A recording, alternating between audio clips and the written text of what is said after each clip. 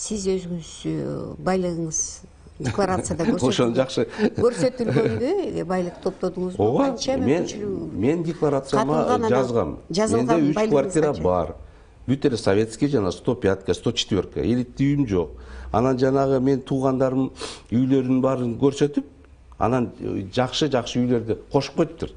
Анан торговый центр тиги бу депчи. Бунун баары калп. Анткени бизде Субаналиевтерде бир да бизнесмен жок. Бүт өмүр бою органдарда эле иштеп келатабыз.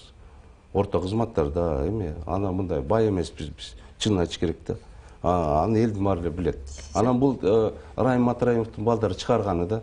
Анан мен жана тренажерный залга барам.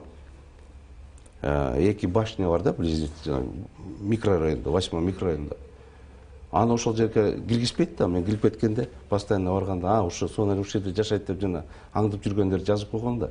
Негизи ошол жерде эң башында Райым Матраимовдун офиси бар. Яны элдин баардыгы билет. Жана генералдар, эбелер шайлоонун алдына ошол жактан чыкыш эмес. Аны ошондо Субаналиевдин ошо үйү бар дейт.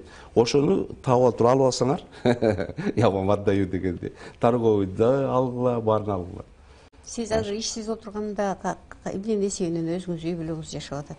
Эми өзүбүздүн кичинекей жана мурун жумуштарыбыз болчу, губернатор болуп жүргөндө мал сал менен, анткени достор менен чогуу жардам берип, алар менен чогуу иш апарабыз да, тиричилик да бул деген.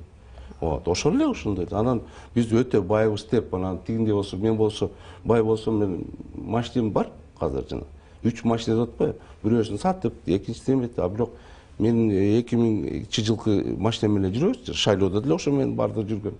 Элдин баары күлүп атпайбы? Тиги машинеңи алып чыкпайсыңбы деп. Баардыгы калып да. Эң чоң пара, сизге сөзсүз паралар сунуш кылынса керек. Эң чоң пара сунуш кылган кайсы болду эле эсиңизде барбы? Бар да, кантип болбосун. Мен Ошто начальник КГБ болуп жүргөндө, жана иранский оружияны кармаганда, иранский оружияны жана 20 вагон курал жарак менен. Ошондо жанагы иранецтер, ошондо эле $500 000 беребиз деди. Анда аябай чоң акча болчу. Кайсы жылдар? 98 жылдар. Аны биз эмеге жаздырып алдык. Пара берем деп аткандар. Жаздырып алдык. Анан мен айттым да, акча каякта деп, вагонду дейт. Вагондун баарын тинтип чыкпадыкпы? Жаздырып алып, официально ошону. Так эми пара бере турган кишилер билет заранее, бул киши алабы же албайбы. Ошон үчүн мен канча иштеп атам, канча бийлик менен күрөшүп жүрөбүз, эч качан жанагы курай салбайт деген ошо да. Аны эл билет. Анан биз эч качан унутулган эмеспиз. Байлык сайлыкка. Анткени атабыз секретарь райком болчу, воспитаниябыз башка да, советский воспитание.